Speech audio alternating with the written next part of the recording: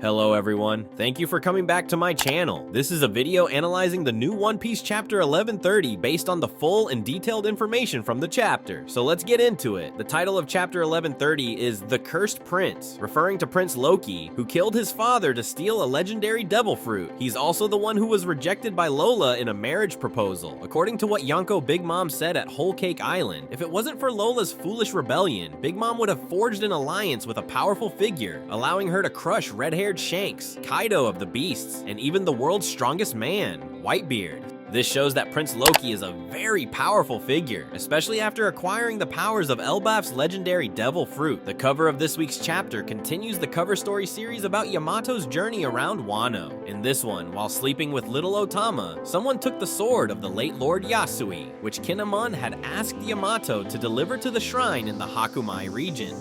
The chapter begins on the Elbaf ship, where Frankie informs the Giants that they want to stop searching for the Thousand Sunny since they've tried everything but can't find it. Even Jinbei had the shark search the surrounding area, but still no sign of the ship, so the only thing left to do is trust the missing group, and the Straw Hat Pirates will wait for them at Elbaf. The Giants agree and direct the Pirates' ship toward Elbaf. This means, in my opinion, when the Giants arrive at Elbaf, Luffy will be caught up in trouble involving Prince Loki. Why do I say that? You'll find out shortly. The chapter then shifts back to Elbaf, following the events after Luffy left the miniature model of Navigator Road. The Straw Hat group is now in a castle at the top of a snowy mountain. At this point, Nami feels dizzy from the sheer size of everything. Suddenly, two giants approach them, and they are Goldberg and Gerd. These are two members of the New Sun Warriors. Next to the giant woman Gerd is a giant owl named Piper. From the artwork, you can clearly see how massive the giants are compared to the Straw Hat group. The reason they appeared is that Piper the Owl spotted a raven named Mugen carrying another ship, which was an illegal intrusion into Elbaf. However, the two giants weren't surprised since Road has a habit of capturing ships nearby and declaring them as intruders, claiming the right to imprison them. What does this mean? In my opinion, to satisfy Road's doll collecting obsession, the Navigator deliberately kidnaps ships near Elbaf, and if questioned, Road accuses them of illegal trespassing. Back to the chapter, when Nami hears how serious the illegal trespassing is, she immediately tells the group to hide. Then, as Goldberg and Gerd knock on Road's castle door, the Straw Hat crew quickly sneaks across the bridge. Looking at the panel, you can see that the bridge is quite large, with only Luffy walking on the chain, while the other crew members are below. But as Luffy reaches the middle of the bridge, he suddenly senses something terrifying, causing him to shudder. At the same time, both Zoro and Sanji also feel the murderous aura, and immediately Luffy wants to check out the source of the scream by jumping down into the forest below. Sanji, on the other hand, says he'll stay to protect Nami and stop Zoro from following Luffy.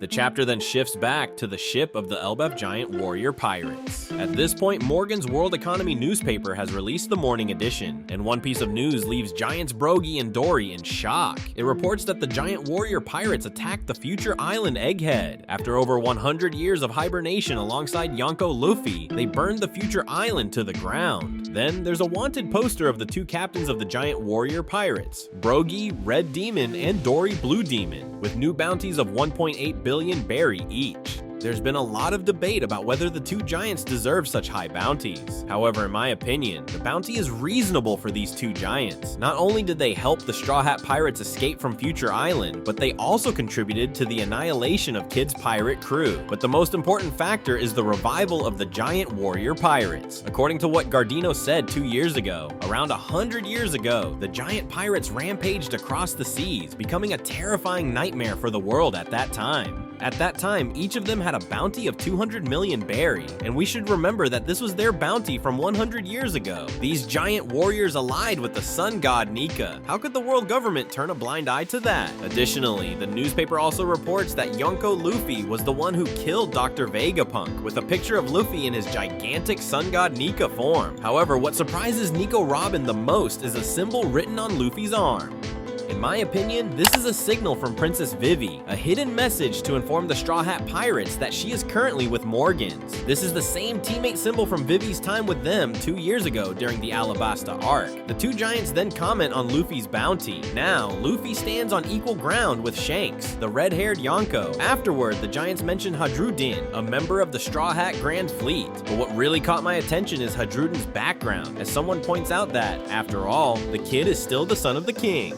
I believe he's a tough kid. This means that Hajrudin is an illegitimate son of King Harald and the half-brother of Prince Loki. When Loki is mentioned, there's a noticeable sense of fear among all the giants. It turns out that when Broggi and Dory left Elbaf, Prince Loki, the legitimate son of the king, was born. He is an incredibly evil giant, and the people of Elbaf call him the Cursed Prince. This is because Prince Loki killed his father, King Harald, to claim a legendary devil fruit that has been passed down within Elbaf's royal family. Loki then consumed that devil fruit. However, in this chapter, we still don't have much information about the fruit itself, and while Elbaf's warriors have captured Loki, he's recently been trying to escape. Thus, the strongest warriors of Elbaf have all returned to restrain him. As of now, we still don't know why Loki killed his father to obtain the devil fruit.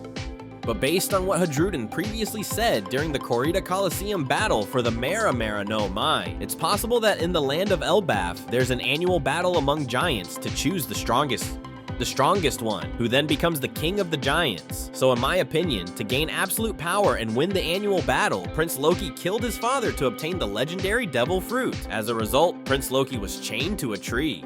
And now we get to the best part of chapter 1130. In a grand double spread, Luffy sees a giant chained up in the snowy sky, and that giant is none other than Prince Loki. We see that Prince Loki looks incredibly cool. He's a lean but muscular giant with long hair and 2 braids at the front. He also has a goatee on his chin. Additionally, Prince Loki has tattoos on his arms, similar to former Yonko Kaido of the Beasts. Loki's outfit is that of a giant, but below his waist is a skull and crossbones wearing a crown. Loki's head is adorned with a black hat with 2 long horns, and his eyes are covered by white bandages. Looking at this image of Prince Loki, it reminds me of the Oars giants from the Thriller Bark arc, and when he senses Luffy, Loki asks Luffy's name and informs him that this is the battleground of the Land of Warriors, Elbaf, a land that dedicates itself to the battles of the past. This is the world's mightiest nation. Then, in a grand final scene of the chapter, the full majestic view of Elbaf appears after years of waiting. However, what caught my attention was the giant sword embedded in the ground of Elbaf and Prince Loki's words about the battles of the past.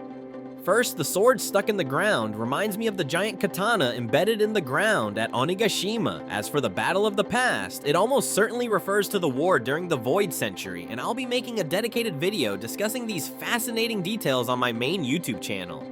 A quick heads up, next week there will be no new One Piece chapter. That's all for my analysis and review of One Piece chapter 1130. I hope you guys enjoyed this video. Don't forget to like and subscribe to support me. Thanks a lot, everyone. Now, goodbye and see you next time. Thank you.